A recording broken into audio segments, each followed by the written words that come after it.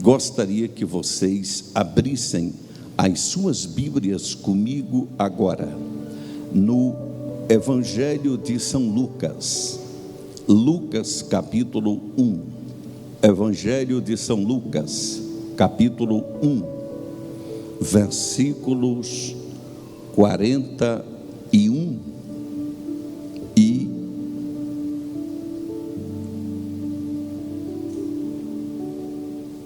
só o 41, Lucas 1, 41. Todos aqueles que já encontraram São Lucas capítulo 1 e o versículo 41, pode dizer amém? Amém. E está escrito: e aconteceu que, ao ouvir Isabel a saudação de Maria, a criancinha saltou no seu ventre. Isabel foi cheia do Espírito Santo. Maravilhoso Deus e eterno Pai, no nome precioso de Jesus Cristo, nosso Senhor, temos lido a Tua palavra. Fala conosco de uma forma tremenda e poderosa. Queremos sair daqui, Senhor, impactados pelo poder do Teu Espírito, alimentados pela Tua palavra. Leva todo pensamento cativo a Cristo e toda mente voltada para a Sua palavra. Domina completamente este ambiente com a Tua presença. Em nome de Jesus, aperte a mão da pessoa que está do seu lado e diga para ela: valeu a pena ter vindo aqui esta noite. Valeu a pena ter vindo aqui esta noite. Os que podem se assentar, assente-se, glorificando o nome do Senhor, porque Deus está presente conosco neste lugar. Nós já sentimos a sua glória. Eternamente Deus seja glorificado. Nós estamos aqui reunidos esta noite para glorificar a pessoa santa e magnífica de Jesus. Não existe razão maior para estarmos aqui esta noite a não ser glorificar a Cristo. É para Ele este congresso, é para Ele esta festa, é para Ele este culto, porque a Bíblia diz que sem Ele nada do que foi feito se fez. Então, sem Jesus nós nem estaríamos aqui esta noite, porque foi Ele que fez tudo. Foi Ele que morreu, foi Ele que ressuscitou, foi Ele que nos salvou, foi Ele que nos perdoou, foi Ele que nos abençoou. Por isso que Ele merece honra, que Ele merece glória, que Ele merece louvor, que Ele merece exaltação, porque Ele é antes de todas as coisas. Ele é o princípio de todas as coisas. Ele é o descendente da mulher, Ele é o Cordeiro Pascal, Ele é um sacrifício expiatório, Ele é a rocha eterna, Ele é o profeta poderoso como Moisés, Ele é o general dos exércitos de Deus, Ele é o juiz que julga com justiça, Ele é o grande remidor, Ele é o grande resgatador, Ele é a raiz de Davi, Ele é o rebento de Jessé, Ele é o rei dos reis, Ele é o rei perfeito, Ele é o monarca fiel, Ele é o monarca absoluto, Ele é o grande construtor, Ele é o grande restaurador, Ele é o grande refúgio, Ele é o grande pregador, Ele é o amado noivo da igreja, Ele é maravilhoso, conselheiro, Deus forte, Pai da eternidade, príncipe da paz. Ele é a glória viva de Israel, Ele é o bálsamo de Gileade, Ele é o tabernáculo levantado, Ele é o grande pastor da igreja, Ele é o refúgio e fortaleza, Ele é maravilhoso, conselheiro, Deus forte, Pai da eternidade e príncipe da paz. Ele é a glória viva de Israel, Ele é o bálsamo de Gileade, Ele é a rocha perfeita, a rocha infalível, a rocha dos séculos. Ele é o Messias prometido de Israel, Ele é o carpinteiro de Nazaré, Ele é o bom samaritano, Ele é o Filho de Deus, Ele é o Verbo de Deus, Ele é a água da vida, Ele é o pão vivo que desceu do céu, Ele é o caminho, verdade e vida, Ele é a videira verdadeira, Ele é o batizador com o Espírito Santo, Ele é o justificador dos culpados pela lei, Ele é um segundo Adão, Ele é a nossa reconciliação, Ele é a liberdade proclamada, Ele é a imagem do Deus invisível, Ele é um Salvador glorioso, é o Senhor que arrebatará a sua igreja, é o Senhor que matará o anticristo com o sopro da sua boca, Ele é o único mediador entre Deus e o homem, Ele é um reto juiz que nos coroará, Ele é a graça de Deus, Ele é o grande poder do Evangelho, Ele é o autor e consumador da nossa fé, Ele é juiz e legislador, Ele é a viva esperança, Ele é a esperança alegre, a esperança total, é o nosso advogado para com o Pai, Ele é o amor verdadeiro, Ele é a verdade amorosa, Ele é a herança espiritual, é o Senhor que virá com seus milhares de anjos, Ele é a fiel testemunha, é o príncipe dos reis da terra, é o primogênito dos mortos, é a raiz de Davi, a resplandecente estrela da manhã, o leão da tribo de Judá, aquele que vai vir montado em um cavalo branco, e na sua coxa escrito: Rei dos reis, Rei dos reis, Rei dos reis e Senhor dos senhores. Então levante a sua mão para o céu e solte aquele glória a Deus que está preso na sua garganta, solte aquele aleluia que está entalado na sua alma, e permaneça com as mãos levantadas por um minuto dando glória, por um minuto dando aleluia, porque Deus está presente conosco neste lugar. Nós já sentimos a sua glória. Eu vou parar um minuto só para dar glória a Deus com vocês agora.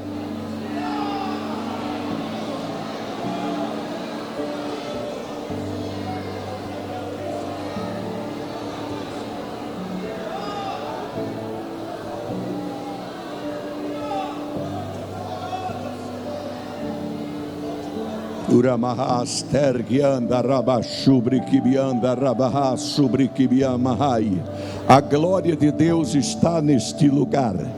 A unção do Espírito Santo está neste lugar. Queridos e amados irmãos, homens e mulheres de Deus que aqui estão reunidos esta noite, nós temos lido um texto bastante importante da palavra de Deus, no Evangelho de São Lucas, capítulo 1, e o versículo 41, que de certa forma é um texto que ao mesmo tempo ele está dentro do tema, que é Atos capítulo 13, versículo 52, quando diz que os discípulos estavam cheios de alegria e do Espírito Santo, mas ao mesmo tempo nós estamos pregando em um congresso de mulheres, e encontrei aqui em Lucas capítulo 1 e o versículo 41, a primeira mulher mencionada nominalmente na Bíblia, estando cheia do Espírito Santo.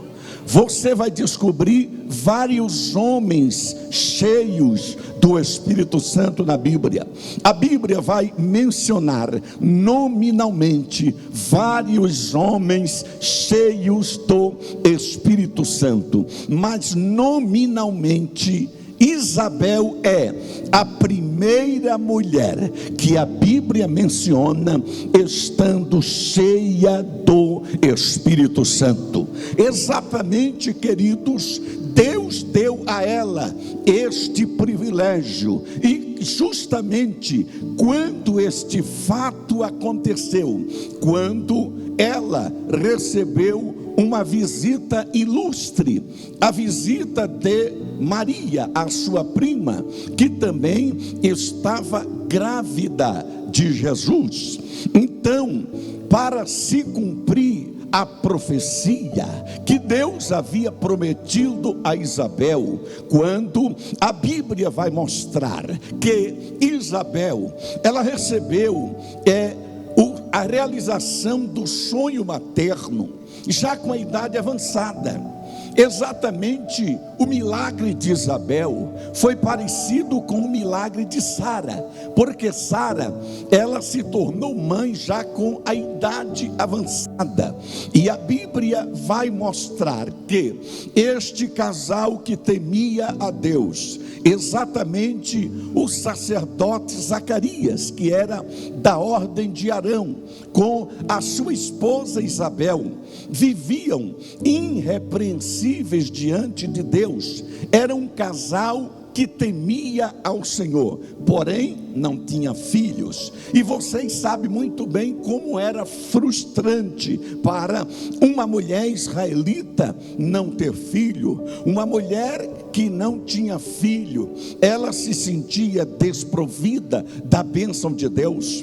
Ela se sentia, algumas até amaldiçoada, pelo fato do seu ventre não dar fruto, pelo fato dela não poder ser mãe. E exatamente vocês vão perceber várias mulheres estéreis na Bíblia, a começar pelas mulheres dos 3 grandes patriarcas, as mulheres tanto de Abraão como de Isaque e de Jacó. Tanto Sara como Rebeca e como Raquel eram estéril, e Deus operou uma obra na vida delas. Deus abriu a madre, curou-as da esterilidade, e elas deram à luz filhos. Da mesma forma, Deus operou este milagre na vida de Ana, que é um caso também tão notório e conhecido na Bíblia. E agora, quando Zacarias já estava com a idade avançada, e também a sua esposa, quem sabe pensando que não iria mais realizar este sonho, aí foi quando Deus mandou o anjo Gabriel. E quando Gabriel chegou perante Zacarias no templo do Senhor, e disse assim para ele, em Lucas 1,13: olha, Zacarias, Deus ouviu a sua oração. Que coisa extraordinária! Deus ouviu a sua oração. É isso que Deus manda dizer, aleluia, para você que veio aqui esta noite. Deus ouviu a sua oração. Não temas, porque Deus ouviu a sua oração. E disse assim: olha, Isabel, tua mulher, dará à luz um filho, e porás o nome de João, e ele será grande também diante do Senhor. Ele será o precursor do Salvador. Você deve tratar ele com muito carinho. E ainda fez uma promessa no versículo 14: e terás prazer e alegria, e muitos se alegrarão com o seu nascimento, porque ele será grande diante do Senhor. Não beberá vinho, nem bebida forte, será cheio do Espírito Santo desde o ventre da sua mãe. Aleluia! Exatamente, queridos, a promessa era tão grandiosa, pastor Gilson, tão grande era a promessa, que o próprio Zacarias duvidou. E exatamente porque duvidou, o anjo disse: só porque você duvidou da promessa, você vai ficar mudo. Aí eu fui compreender exatamente porque é que Deus não deixou os anjos pregarem. A Bíblia diz que os anjos anelavam pregar, mas Deus não deixou os anjos pregarem. Uma das razões é que anjo não tem muita paciência com gente que duvida. Pode observar, todos os anjos que Deus mandou entregar uma mensagem, que o receptor da mensagem não recebeu bem a mensagem, foi punido. Pode observar, quando chegou exatamente lá em Sodoma e Gomorra, quando os moradores tomaram aquela atitude drástica, o anjo logo mandou todos eles ficarem cegos. Ficaram lá procurando a porta de Ló e não encontrou. Da mesma forma, Zacarias duvidou e o anjo disse: você vai ficar mudo. Então, exatamente, queridos irmãos, do jeito que tem gente que zomba de Deus, zomba da palavra, zomba do evangelho, os anjos não teriam muita paciência com essas pessoas. É uma das razões que os anjos não foi permitido pregar. Uma outra razão, claro, o anjo não pode dar um testemunho que um ser humano não dá. Um anjo não pode chegar para um pecador e dizer: olha, aceite Jesus porque eu era um drogado e Deus me libertou. Anjo não fica drogado. Anjo não pode dar um testemunho: olha, aceite Jesus porque ele me libertou, eu era um alcoólatra e ele me libertou. Anjo não pode dar esse testemunho. Anjo também não pode dar um testemunho: olha, aceite Jesus porque eu era enfermo, eu estava doente e ele me curou. Anjo não fica doente. Então também é uma das razões, porque ao anjo não foi permitido pregar, mas ao ser humano ele pode pregar: aceite Jesus porque eu era um alcoólatra, ele me libertou. Eu era um drogado, ele me libertou. Eu era doente, ele me curou. Você pode dar esse testemunho. E você também pode ter um pouco de paciência com aquele pecador que não recebe bem a mensagem, que talvez você também era um desses antes de conhecer a Cristo, que rejeitava por ignorância o evangelho. Mas, queridos e amados irmãos, por que é que Gabriel não poupou Zacarias? Porque Zacarias era um homem experimentado, era um sacerdote já muito experiente, e ele duvidou do que Deus seria capaz de fazer. Aí vai um recado de Deus para a sua vida: nunca duvide do que Deus é capaz de fazer por você. Não importa se a sua idade já está avançada, isso não é impedimento para Deus agir. Aleluia. Porque nós ficamos velhos porque o tempo passa, mas Deus continua o mesmo. Aí as promessas de Deus continuam de pé e firme na sua vida. Quem sabe Zacarias pensou que as promessas de Deus haviam caducado, e o próprio nome Zacarias significa Deus se lembrou, e Deus se lembrou deste casal. Aleluia. E o nome Isabel significa Deus é fiel. Portanto, tudo que Deus te prometeu, Ele vai cumprir, porque Ele é fiel. Aleluia. Quem é que tem promessa de Deus aqui? Levante a mão e dê um glória, que eu quero ver. Então fique tranquila, porque o Deus de Isabel, o Deus fiel que fez a promessa, Ele mantém a promessa de pé. Aleluia. Não importa se você acha que já passou a idade, porque a promessa do Pentecoste, queridos e amados irmãos, já contempla até as pessoas de idade avançada. Porque o que é que diz o profeta Joel? E nos últimos dias, diz Deus, derramarei do meu espírito sobre toda a carne. E quais são as faixas etárias? Os vossos filhos e as vossas filhas profetizarão. Deus está dizendo que até as crianças serão cheias do Espírito Santo. Quem mais? Os vossos jovens terão visões. Até a juventude também foi incluída no derramamento do Espírito Santo. Quem mais? Os vossos velhos sonharão. A terceira idade também foi incluída no derramamento do Espírito Santo. Sabe o que é que Deus está dizendo? Não importa se os seus cabelos estão brancos e a idade avançada, os vossos velhos sonharão. Pode continuar sonhando, porque teu Deus é grande, e quem tem um Deus grande não para de pensar grande.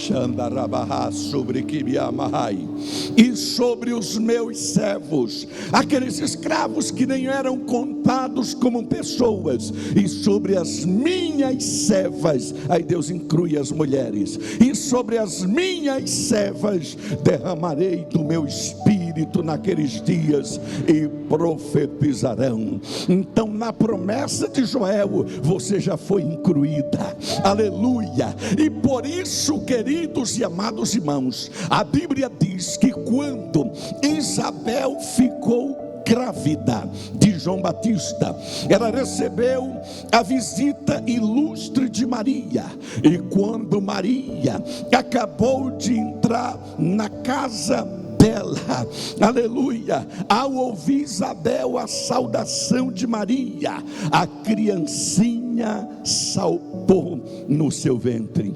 Olha que coisa extraordinária. Ninguém salta se não tiver de alegria. Geralmente as pessoas saltam quando estão cheias de alegria. Pode observar, Salomão vai dizer em Eclesiastes 3:3 que exatamente é tempo de saltar de alegria, aleluia. Da mesma forma, em Atos capítulo 3, versículo 18, quando Pedro mandou aquele paralítico levantar, a Bíblia diz que o paralítico levantou saltando de alegria e louvando o nome do Senhor, aleluia. A criancinha saltou no ventre de Isabel de alegria, e Isabel ficou cheia do Espírito Santo. É a primeira vez na Bíblia que uma mulher é mencionada estando cheia do Espírito Santo. E eu reparei que Deus tem um mistério com as mulheres. Pode observar, a mulher que sempre foi discriminada. Aliás, a mulher sempre carregou na história a culpa, como se ela fosse a única responsável pelo pecado. A mulher sempre foi discriminada nas grandes culturas. Na Índia, por exemplo, quando nasce uma mulher, não tem nenhuma comemoração. Quando nasce a segunda mulher seguida, os vizinhos dizem: esse casal só pode estar amaldiçoado pelos deuses. A segunda criança que nasceu é menina, mas quando nasce o menino, tem toda uma festa, tem toda uma alegria. Então veja como as mulheres ainda são discriminadas. Lá no islamismo, a mulher é inferior ao homem, ela não pode nem andar do lado dele, tem que andar 7 passos atrás, que ela é vista como inferior. Nos dias de Jesus, os próprios rabinos diziam que não iriam perder tempo ensinando a Torá para uma mulher. Já Jesus quebrou todos os paradigmas da época, pastor Raimundo, e ele deu atenção a todas as mulheres, inclusive as mulheres mais discriminadas da sociedade, mulheres que a sociedade não dava nada por ela, mulheres como aquela samaritana que foi buscar água na fonte de Jacó e encontrou-se com a fonte da vida, que é Jesus Cristo. E exatamente, mesmo aquela mulher de uma vida moral duvidosa, já estava lá pelo 5º casamento, mas Jesus usou aquela mulher para evangelizar o povo samaritano, aleluia. Exatamente as mulheres mais discriminadas, como Maria Madalena, que foi liberta de 7 demônios. Exatamente, queridos e amados irmãos, essas mulheres que não tinham esperança nenhuma na vida, encontraram em Jesus a esperança, porque sempre alguns dizia, e até os teólogos cantavam quase como um rima, dizendo: uma mulher chamada Eva foi a causa da queda do primeiro homem Adão. Uma mulher chamada Dalila foi a queda do homem mais forte da Bíblia, Sansão. Uma mulher por nome Batseba foi a causa da queda do homem segundo o coração de Deus, Davi.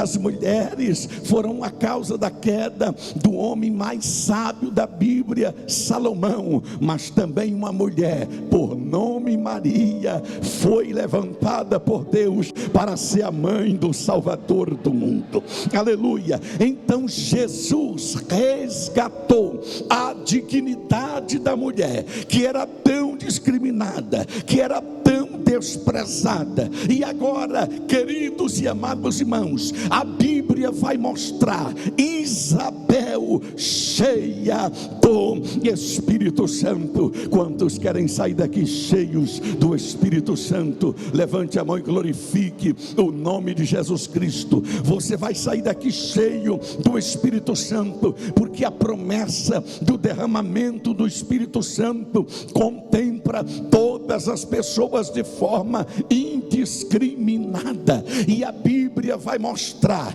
homens e mulheres cheios do Espírito Santo. O primeiro homem que a Bíblia menciona tendo o Espírito de Deus, pode conferir, foi José.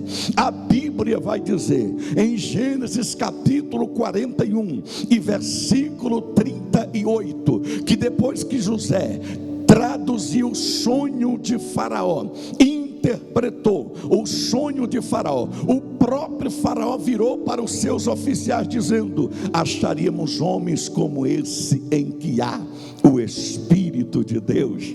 Aleluia. O que é que Faraó viu em José? Ele viu o Espírito de Deus na vida de José. O mundo lá fora precisa ver o Espírito de Deus na nossa vida. O mundo lá fora precisa ver o Espírito de Deus nesta igreja. É por isso que as igrejas pentecostais têm crescido de maneira extraordinária, porque o mundo vê o Espírito Santo em nossas vidas. E por que é que eu disse que Deus tem um mistério com as mulheres? Perceba, queridos e amados irmãos, que ao longo da história foi assim que aconteceu. Depois, queridos e amados irmãos, de séculos e mais séculos de silêncio do Espírito Santo. Ora, o século I é conhecido como o século do pentecostalismo, o século do derramamento do Espírito Santo no dia de Pentecoste, aquele período de ouro da história da igreja, registrado nos livros de Atos dos Apóstolos. Mas quando foi no segundo século, a frieza espiritual já foi tomando conta da igreja. Aí veio a era dos apologistas. Exatamente, o conhecimento suplantou a unção. Aí surgiu as primeiras escolas teológicas. Aí surgiu a escola teológica de Alexandria, exatamente por conter ali a maior biblioteca do mundo. A cidade de Alexandria, no Egito, fundada em homenagem a Alexandre o Grande, se tornou tão helênica, tão culturalmente parecido com a Grécia, que Alexandria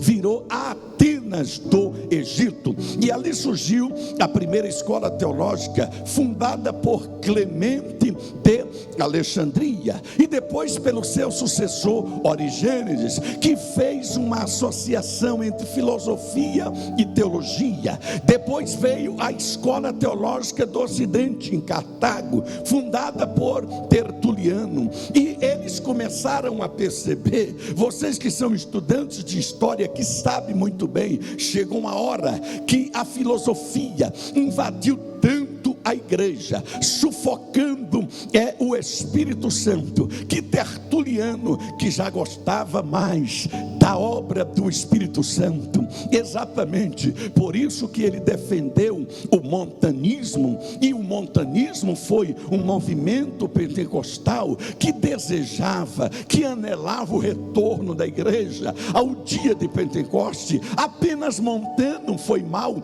interpretado e taxado de herege pela igreja oficial, mas era um homem que desejava a volta da igreja às suas origens, e por isso Tertuliano, ele defendeu o montanismo como um movimento genuíno. E Tertuliano ficou tão indignado com mistura de filosofia com teologia, que ele chegou a dizer: o que tem a ver Atenas com Jerusalém, Atenas Atenas tem filosofia, Jerusalém tem teologia. Atenas só tem letra, Jerusalém tem o fogo do Espírito Santo, tem a presença do Espírito Santo. Depois a igreja continuou, queridos irmãos, mergulhando nessa mistura de filosofia com teologia. Aí veio o período da patrística, o surgimento de grandes teólogos e filósofos como Cipriano, como Eusébio de Cesareia, como Santo Agostinho, como Ambrósio de Milão e tantos outros pais famosos da igreja. Depois veio o quinto século, quando, queridos irmãos, se iniciou o paganismo na igreja, sufocou o Espírito Santo, iniciou o período considerado período de silêncio do Espírito Santo. Por 1000 anos parece que se ouviu um silêncio do Espírito Santo, mas na verdade não foi o silêncio do Espírito Santo, foi as igrejas que entraram na frieza, no formalismo espiritual. Já não tinha mais lugar para a operação do Espírito Santo. Aconteceu aquilo que Paulo temia quando escreveu aos Tessalonicenses no capítulo 5, versículo 19 da sua primeira epístola, dizendo: e não apagais o Espírito. Paulo temia que o Espírito fosse extinguido, e isso aconteceu neste período de silêncio do Espírito Santo. Mas aí Deus começou a preparar a igreja para a reforma. Aí surgiu os movimentos pré-reformadores, veio o movimento dos valdenses, lá pelo 12º século, que anelava que a igreja voltasse às suas origens. Depois veio, queridos irmãos, movimentos pré-reformadores na Inglaterra, com Wycliffe, o primeiro a traduzir a Bíblia do latim para a língua inglesa. Depois veio avivamentos lá exatamente na Boêmia, através de John Hus. Depois em Florença, na Itália, através de Jerônimo Savonarola, até culminar com a reforma protestante no século XVI, quando um monge agostiniano chamado Martinho Lutero encontrou uma Bíblia empoeirada lá no convento em Wittenberg, na Alemanha. E quando ele viu essa Bíblia empoeirada, que abriu, era Romanos 1,17: mas o justo viverá da fé. Aleluia. Com esse versículo, justo viverá da fé, montou as suas 95 teses, refutando o que a igreja católica defendia na época, a salvação pelas obras. Aí ele descobre que a salvação não é pelas obras, é pela fé. E com essas 95 teses, ele as fixa na Catedral de Wittenberg em 31 de outubro de 1517, e a reforma protestante eclode por toda a Europa. E parecia então que uma luz começou a brilhar no fim do túnel. De repente a igreja volta para a Bíblia. A reforma nos deu um legado dos 5 solas: sola escritura, somente a Escritura; sola fide, somente a fé; sola gratia, somente a graça; sola Cristo, somente Cristo; só lhe deu glória, somente a Deus a glória. Aleluia. Mas de repente aquele movimento reformador também sofreu um declínio, se transformou em um movimento intelectual. Aí de repente Deus começou a levantar movimentos pós-reformadores que anelavam a reforma mais profunda da igreja. Aí Deus levanta o movimento puritano na Inglaterra, aí Deus levanta o movimento pietista na Alemanha, aí Deus levanta o movimento de santidade, aleluia, através dos irmãos moráveis, liderado pelo conde Nicolau Zinzendorf, que desejava, que anelava o retorno da igreja ao modelo da igreja primitiva. De repente, queridos e amados irmãos, Deus começa a avivar a Inglaterra, e esse avivamento começa através de 3 jovens universitários. Grave bem o nome deles, exatamente o nome deles era John Wesley, Carlos Wesley e George Whitefield, o pregador das multidões. Começaram a estudar na Universidade de Oxford, na Inglaterra, e eles fundaram um clube chamado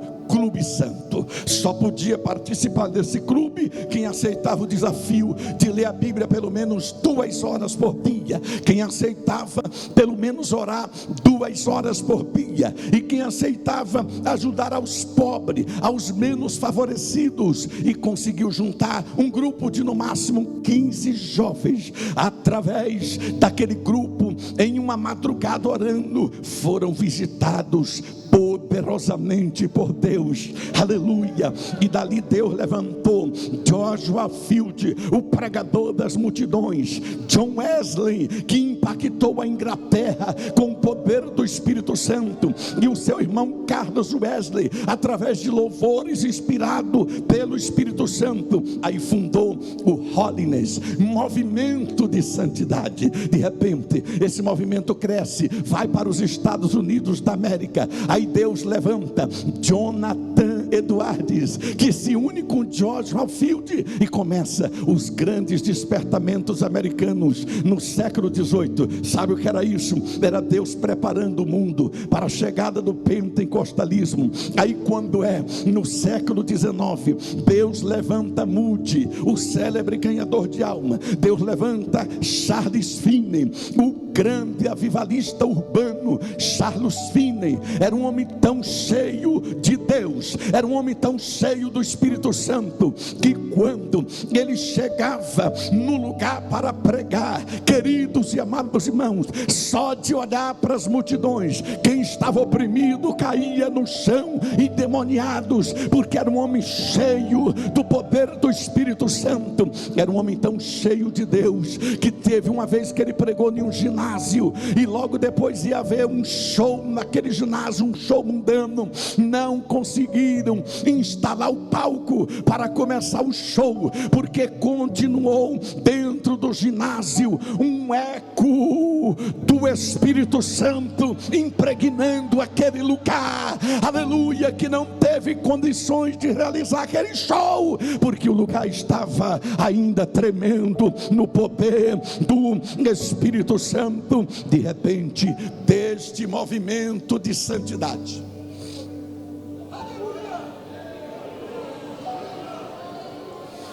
Deus levanta um homem chamado Charles Fox Parham, e ele funda uma escola chamada Escola de Betel, exatamente lá, na cidade de Topanga, no estado do Kansas. E essa escola tinha a finalidade de estudar Atos 2. E ele deu uma missão: vocês vão passar 40 dias só estudando Atos 2. Quando eles começam a estudar Atos 2, por isso que eu digo que Deus tem um mistério com as mulheres. De repente, a primeira aluna da escola, chamada Agnes Ozima, é batizada com o Espírito Santo e com fogo. Aquele fogo se espalhou pela sala, mais de 20 alunos foram batizados com o Espírito Santo, exatamente no dia 1º de janeiro de 1901. Sabe como é que inaugurou o século XX? Com o derramamento do Espírito Santo em uma escola que começou a estudar Atos 2. Começou aonde? Através de quem? De uma mulher chamada Agnes Ozima. Vai escutando como um Deus tem um mistério com as mulheres. De repente, queridos irmãos, começou uma perseguição. Começaram a chamar aquele movimento de herético. Começou a acusar Charles Fox Parham de tantas coisas que nada provaram. Ele teve que mudar. Lá do estado de Kansas, vai para o Texas. Chegando no Texas, abre uma nova escola e exatamente dá uma nova missão: estudar Atos 2. Um dos alunos chamava-se William Joseph Seymour. Era um negro, e na época do apartheid, negro não podia sentar junto com branco. Ele nem pôde ficar dentro da sala, ficou do lado de fora, ficou bem na varanda da escola. Mas olha como Deus trabalha. Quando Charles Fox Parham começa a pregar Atos 2, aleluia, de repente uma fagulha de fogo atravessa a sala, vai lá na varanda e batiza William Joseph Seymour com o Espírito Santo e com fogo. Ele muda do Texas para Los Angeles. Chega em Los Angeles, procura uma casa abandonada num galpão na rua Azusa, e quando ele inicia aquele movimento, ele começa a pregar: Jesus Cristo cura, Jesus Cristo salva, Jesus Cristo batiza com o Espírito Santo, e em breve voltará. Aleluia. Era o início do movimento da rua Azusa. Jesus começou a batizar com o Espírito Santo e com fogo por 1000 dias consecutivos, de 1906 a 1909. Todos os dias Jesus batizava com o Espírito Santo. Aquele avivamento foi espalhando pelo mundo inteiro. Vai escutando, porque que Deus tem um mistério com as mulheres. De repente, lá estava um pastor chamado William Durham, na cidade de Chicago, e exatamente ele pastoreava uma igreja batista, e ele ouviu esse avivamento da rua Azusa, ouviu a notícia. Ele disse: vou ver lá como é esse avivamento. Viajou para Los Angeles. Chegando lá, após frequentar 3 semanas, foi batizado com o Espírito Santo e com fogo. Voltou para Chicago, incendiado pelo poder do Espírito Santo. Quando chega na igreja batista em Chicago, quem congregava com ele? Daniel Berg e Gunnar Wingre, aleluia. De repente, quando William Durham volta cheio do Espírito Santo e começa a pregar uma conferência sobre o Espírito Santo, Daniel Berg e Gunnar Wingre é batizado com o Espírito Santo e com fogo, recebe uma profecia que Deus tinha uma obra com eles no Brasil, no lugar chamado Pará. Eles foram procurar na biblioteca, descobriu que Pará ficava no Brasil, aleluia, mas não tinha nem o dinheiro para vir para cá. Deus usou um irmão e compra uma passagem de Nova York para Belém, no navio Clement, e eles viajam, e após 14 dias, eles chegam em Belém do Pará.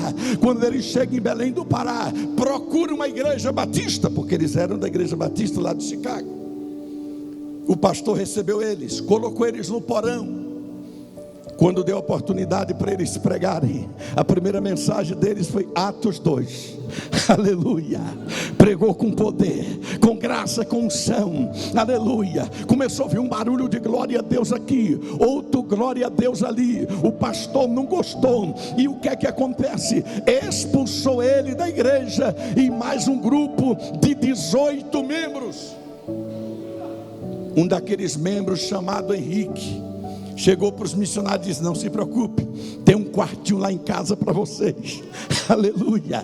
O irmão Henrique leva Daniel Berg na viga para a casa dele, aleluia. Quando é 20 de junho de 1911, era um domingo pela manhã, acontece o primeiro culto com 20 pessoas, Daniel Berg, Gunnar Wingre e mais 18 pessoas. Quando Daniel Berg começa a pregar Atos 2, Jesus batiza a esposa do irmão Henrique com o Espírito Santo. Sabe como era o nome dela? Celina de Albuquerque. Daqui a pouco Jesus batiza Maria de Nazaré, segunda mulher a falar em línguas estranhas em solo brasileiro, e esse fogo se espalha pelos 4 cantos da terra, e nasceu a Assembleia de Deus, o maior movimento pentecostal do mundo. Ninguém segura essa igreja. Quantos querem sair daqui cheio do Espírito Santo? Levante a sua mão e adore Ele por um minuto.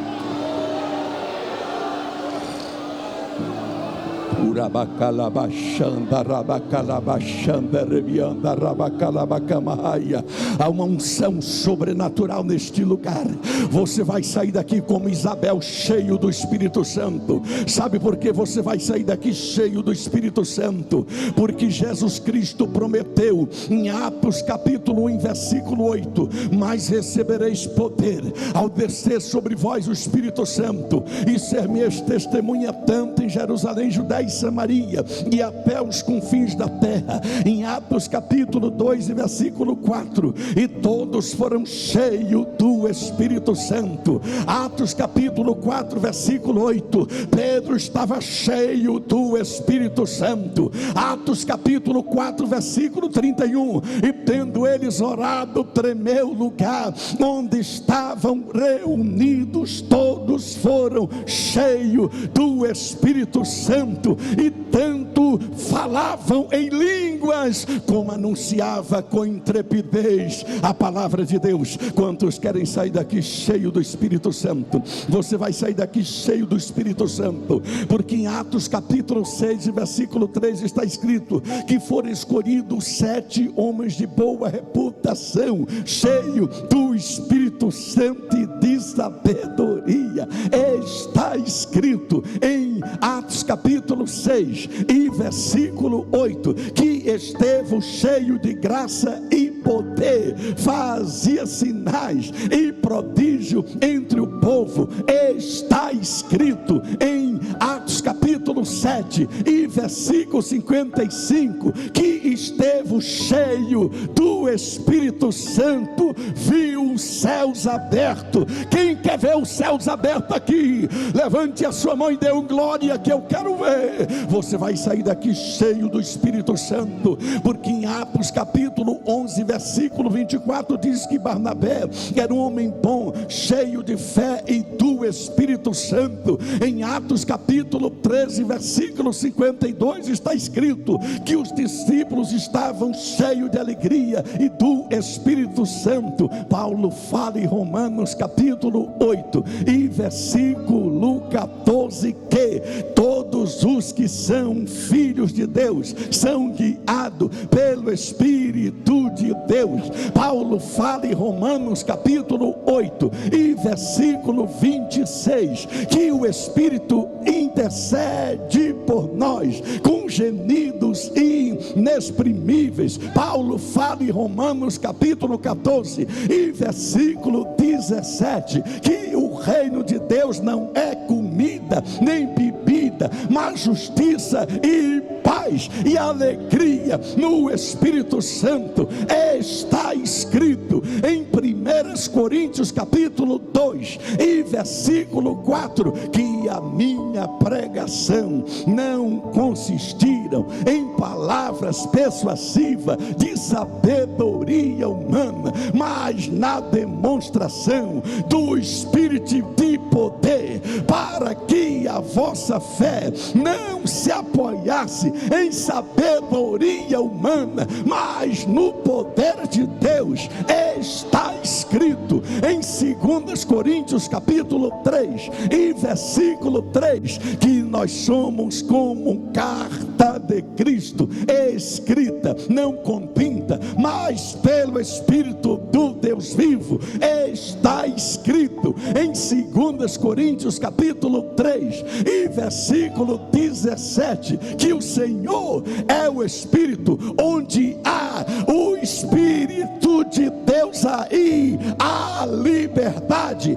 Está escrito em Gálatas capítulo 5 e versículo 22, mas o fruto do Espírito é amor, gozo, paz, longanimidade, benignidade, bondade, fidelidade, mansidão e temperança.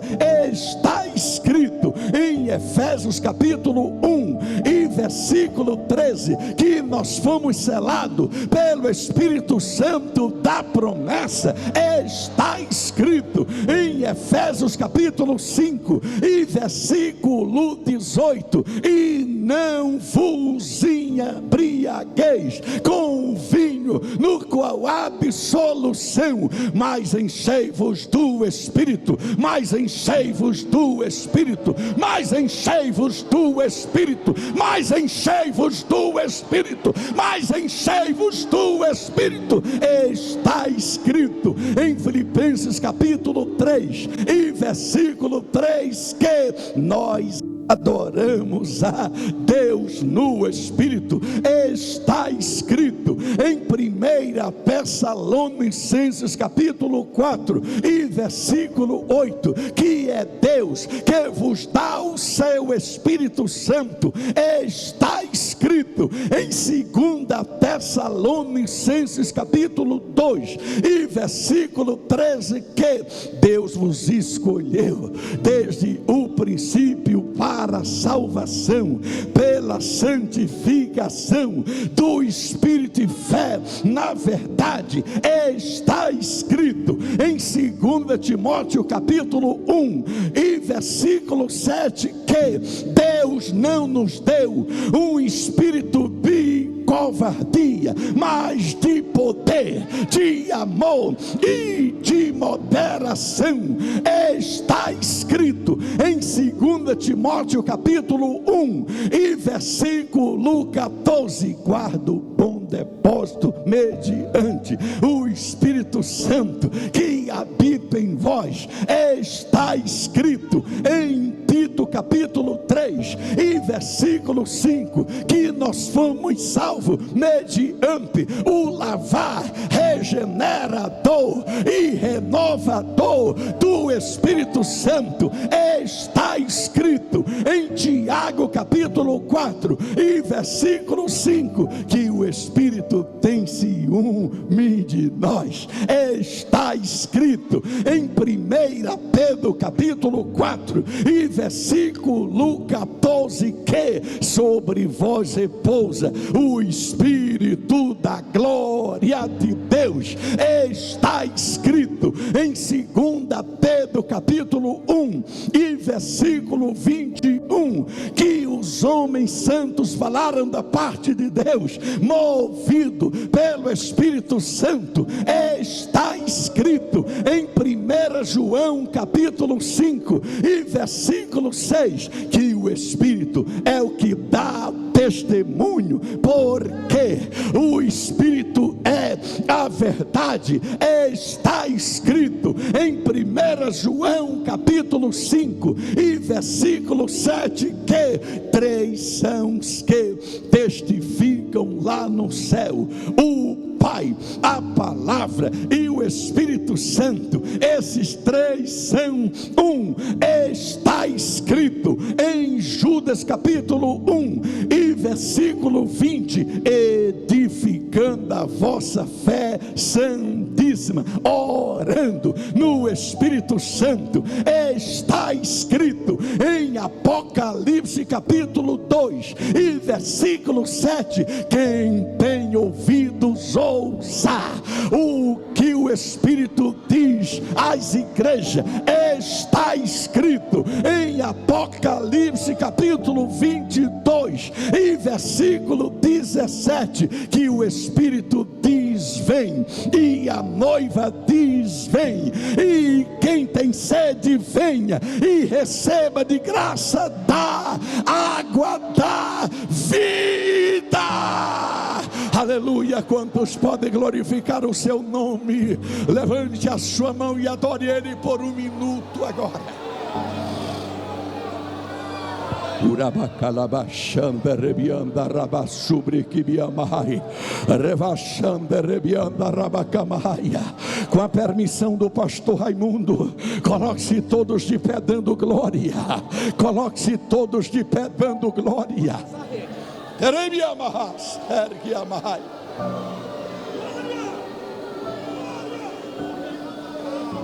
Rebiamanui mahas ergiamai.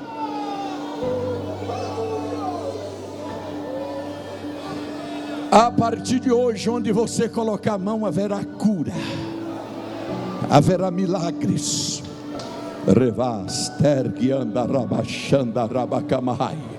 Pastor Gilson, vem cá, Pastor Gilson. Revar sobre que me amarrai. Faça assim com a sua mão direita. Abra a sua mão direita assim. Teremi amarrai. Nem você sabe o poder que tem em suas mãos. Atos 19:11. Deus, pelas mãos de Paulo, fazia milagres extraordinários. Deus vai usar suas mãos para colocar as mãos sobre os enfermos e eles ficarão curados. Deus vai colocar unção.